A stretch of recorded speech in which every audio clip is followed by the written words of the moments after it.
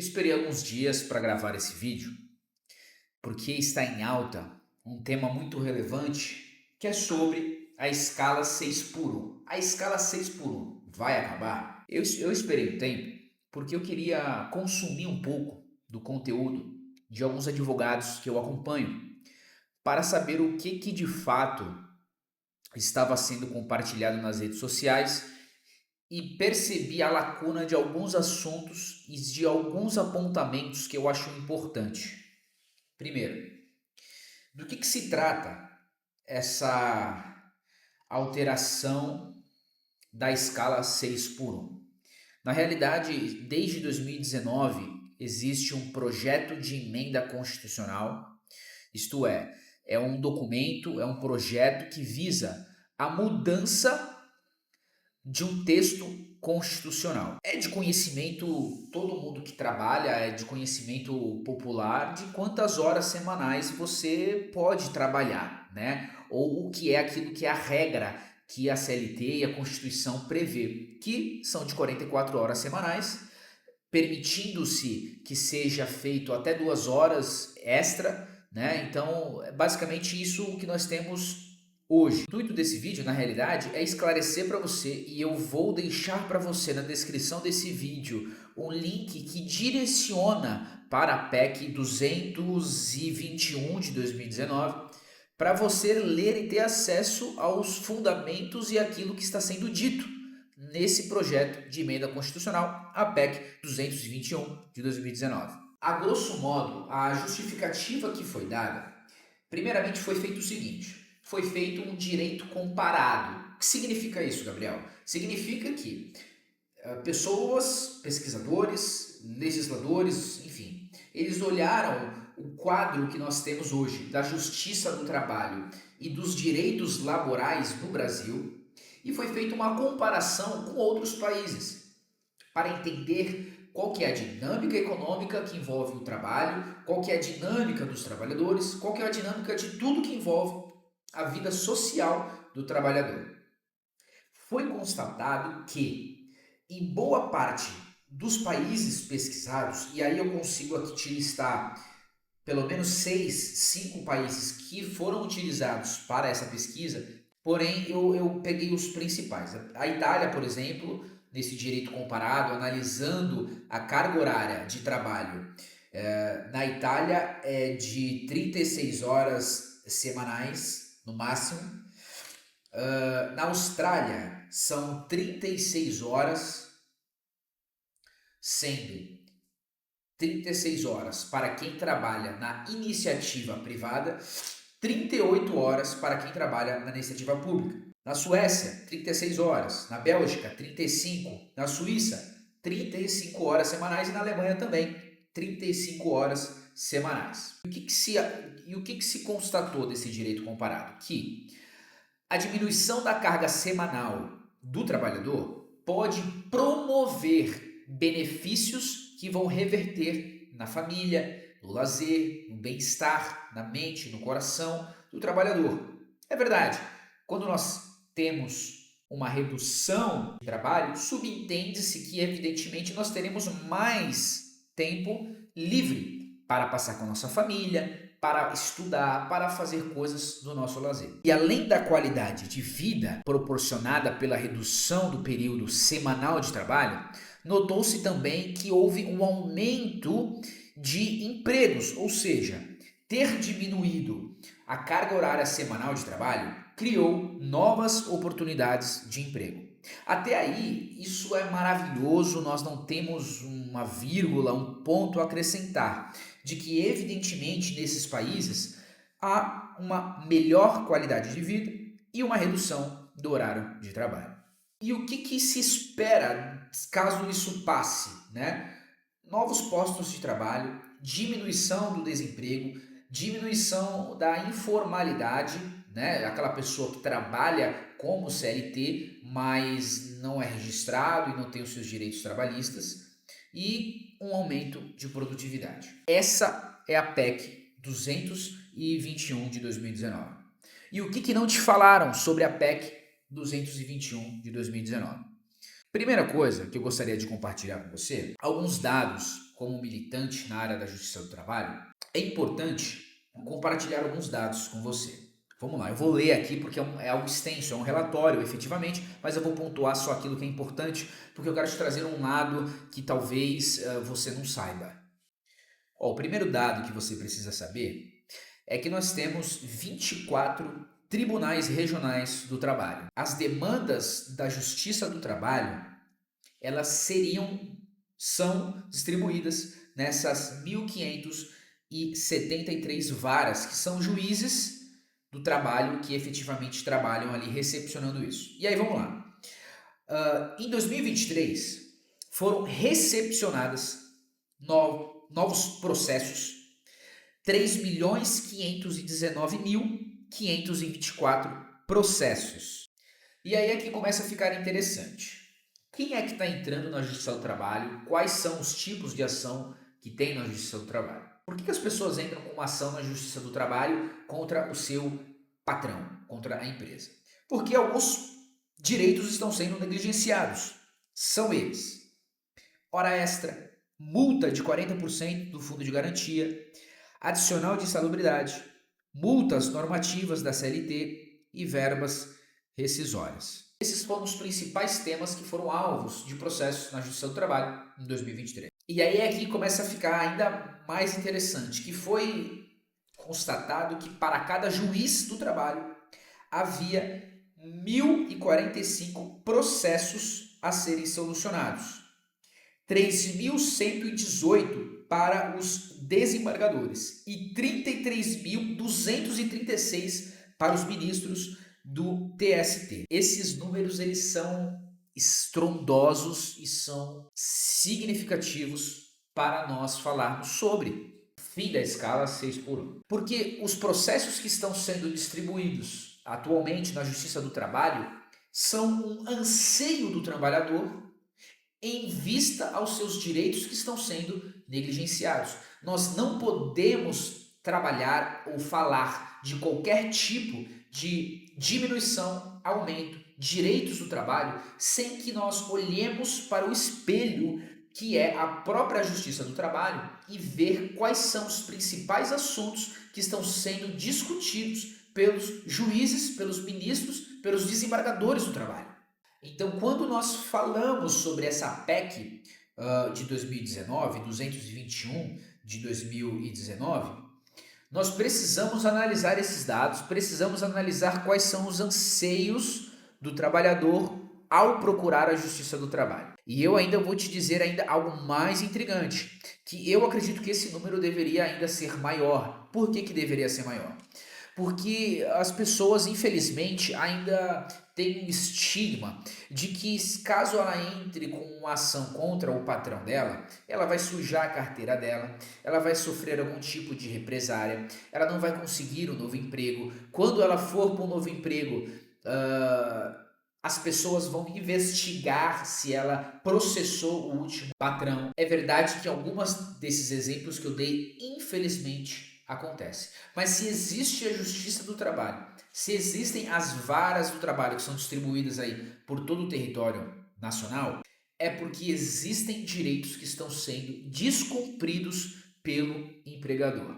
Para as empresas que não cumprem nada, que estão dentro aqui desses processos que foram distribuídos, no final das contas não vai mudar absolutamente nada, porque reduzindo de 44 para 36, ou de 40 para 28, ou de eu trabalho 3 e folgo 7, sei lá, qualquer escala maluca que possa ser feita, ele vai continuar descumprindo. Porque o problema não está na jornada, o problema está no cumprimento das obrigações trabalhistas. Então ele não paga a rescisão, ele não paga o salário em dia, ele não paga a cesta básica, ele não paga nem o VR, nem o vale transporte.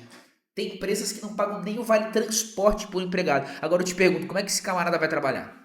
Então realmente é revoltante.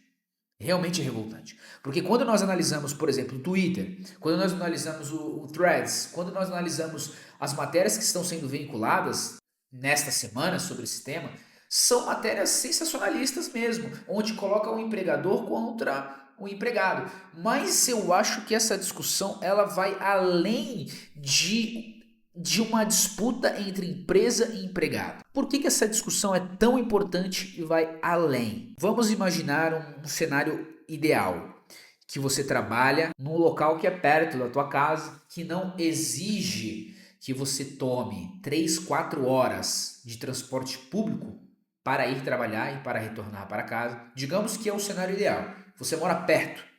Você trabalha ali das 8h30 às 9, às 17h30, às 18 horas, todos os dias. E você recebe R$ 2.325.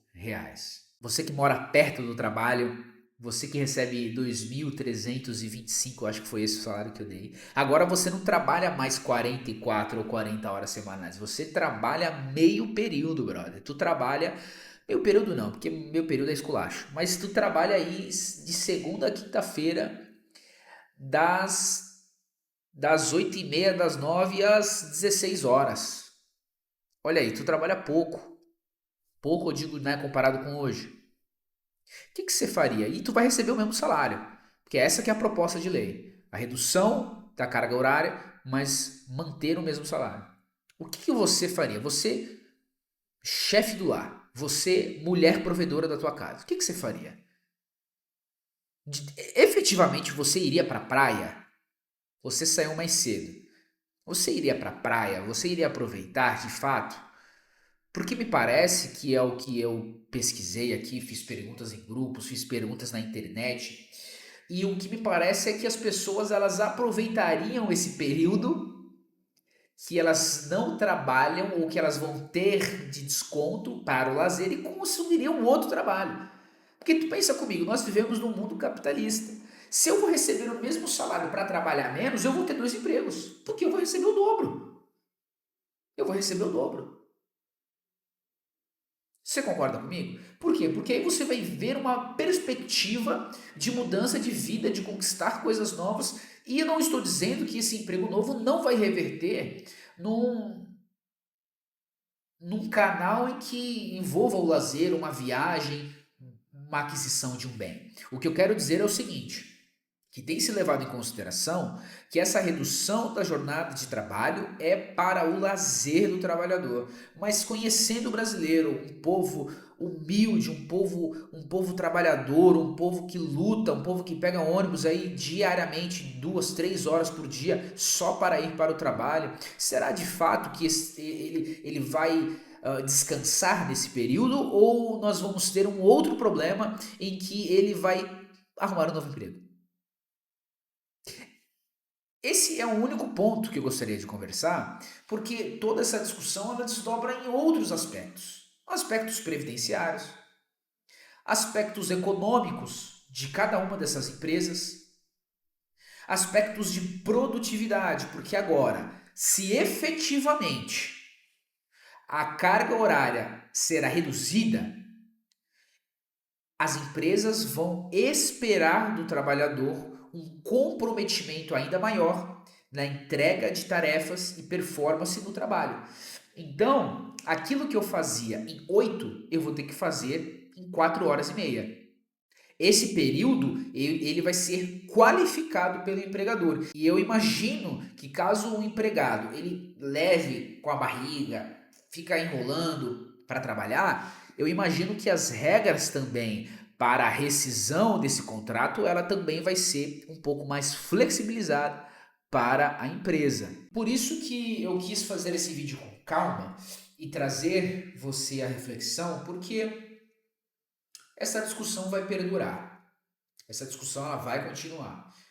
E a discussão dela, ela começa na Justiça do Trabalho, começa numa discussão sobre a Constituição Federal, mas ela ultrapassa essa discussão, ela ultrapassa a relação de trabalho, de empregador, ela envolve um contexto social e econômico do nosso país. Porque um dos primeiros reflexos de uma redução do período de uma jornada de trabalho é um aumento do custo de produção. Porque se eu reduzo numa indústria o período em que esse funcionário trabalha, eu vou ter a exigência de ter que contratar outro no lugar dele. Isso vai fazer com que as coisas aumentem. Se eu tenho ali a permissão legal de pagar então hora extra, eu também vou ter um custo na minha folha de pagamento maior. Isso também resultará nos preços das coisas. Se eu trabalho numa empresa que presta serviço, e eu tenho ali a jornada do meu escritório reduzida, eu vou ter um gargalo onde eu não vou conseguir atender todos os clientes, todas as minhas demandas, ou eu vou ter que selecionar clientes para que eu consiga dar demanda, ou então a empresa vai começar a patinar e vai quebrar eventualmente. E tudo isso leva ao aumento de custo de uma empresa. Um argumento importante que eu vi, que talvez ele seja o top 1. Essa PEC é para os trabalhadores. Vocês não se importam porque vocês não têm empatia, porque você não pega ônibus, porque isso. É verdade. É verdade. Existe uma esfera inicial em que o trabalhador ele seja personagem dessa discussão. Mas eu acho que é uma discussão que vai além do trabalhador. E infelizmente se utiliza desses personagens para orquestrar algo num plano de fundo. É uma discussão política, uma discussão econômica que ultrapassa a relação de empresa, de empregador, de empresa, de empregado, é algo que vai além. Então é importante que você fique atento às notícias, que você se aprimore, que você cobre quem você votou para saber qual a opinião dela sobre isso, porque isso traz um reflexo na minha e na sua vida. É evidente que caso isso seja aprovado, pelo menos no projeto, existe 10 anos para a implementação desse projeto, dessa redução da jornada de trabalho, mas é uma discussão que provavelmente não vai durar, não vai passar da próxima semana. Isso vai cair. E é aí que é importante que você fique atento às notícias e que você estude, porque talvez quem seja o maior sofredor em tudo isso é o trabalhador brasileiro. Porque no final das contas, às vezes reduzindo uma jornada de trabalho, aumentará a informalidade, aumentará o preço das coisas, porque é muito fácil eu falar aqui, olha, a gente vai reduzir tua jornada de trabalho e eu vou te pagar o mesmo salário. Então fique atento, pode salvar esse vídeo, eu vou deixar aqui embaixo algumas normativas, o que a CLT fala, vou deixar aqui também o link do relatório, vou deixar também o link da PEC para você acompanhar. Esse vídeo vai ser um vídeo um pouco longo para o Instagram, mas eu acredito que ele é importante ao menos para te gerar reflexão e dúvidas. Eu não quero vir aqui para te dizer o que é certo e o que é errado. Tá errado, tá certo.